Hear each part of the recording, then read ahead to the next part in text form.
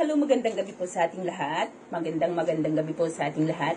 Ngayon po ay ituturo na naman natin ang isa na namang spell, isang epektibong spell upang mapasunod mo ang iyong partner o kung sino mang tao ang gusto mong mapasunod sa iyo.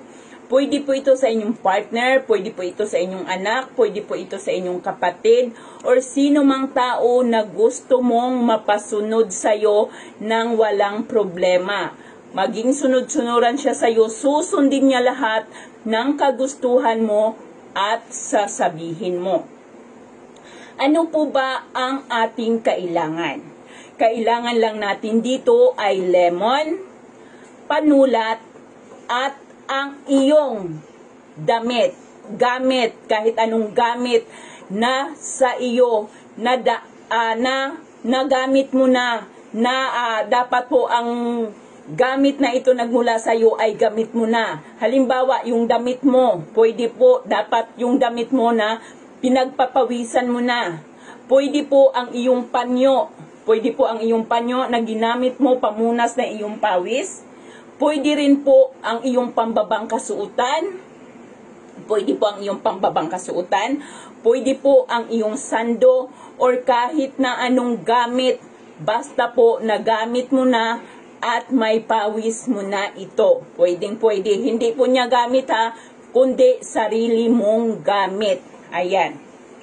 Ngayon po, ito po ang aking example, ang aking shorts. Ayan ang aking short.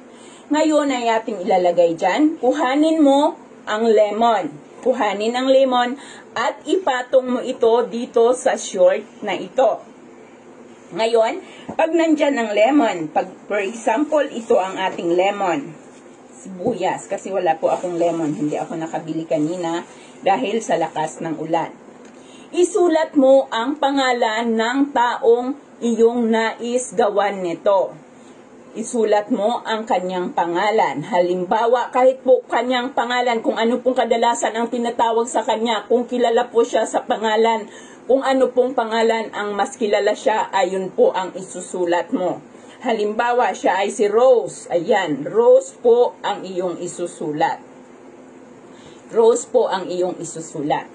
Pagkatapos, ay ilagay ito dito sa shorts at iyan, ibalot mo siya dito. Tiyakin na walang hangin ang makakalabas mula dyan, ganyan. Pagkatapos ay ilagay mo ito sa ilalim ng iyong puwitan.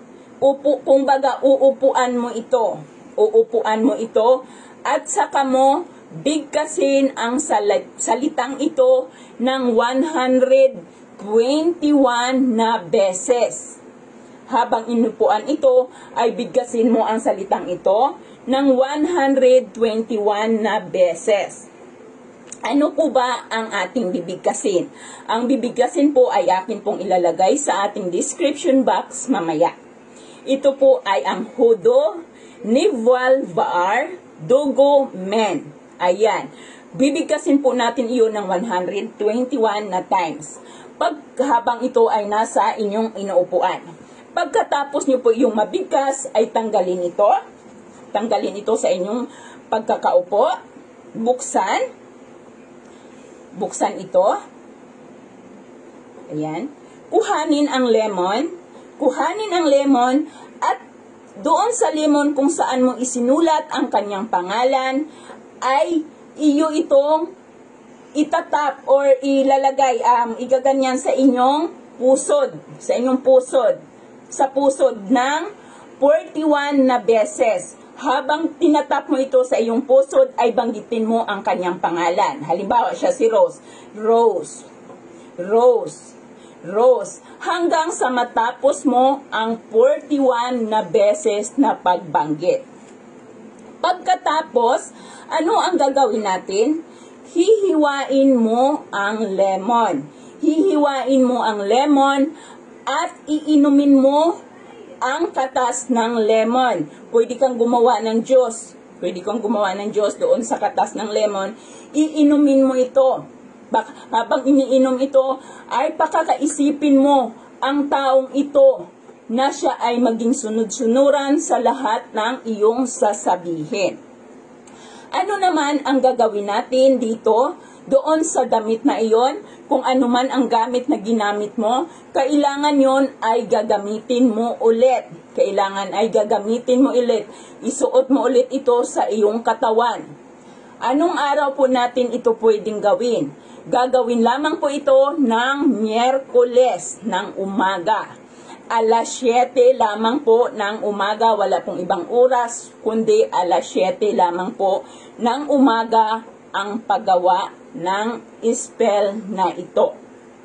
Gawin po ito, sundin po lahat ang nang sinabi, konsentrasyon ang kailangan, dapat wala kang ibang iniisip habang ginagawa ito at kayo po ay magtatagumpay. Walang papalitan, walang babaguhin, sundin po ang lahat ng nasabi sa ating video. Ayan po lamang, nawa po ay nakatulong ang video na ito sa inyo. Maraming salamat po at magandang gabi sa ating lahat.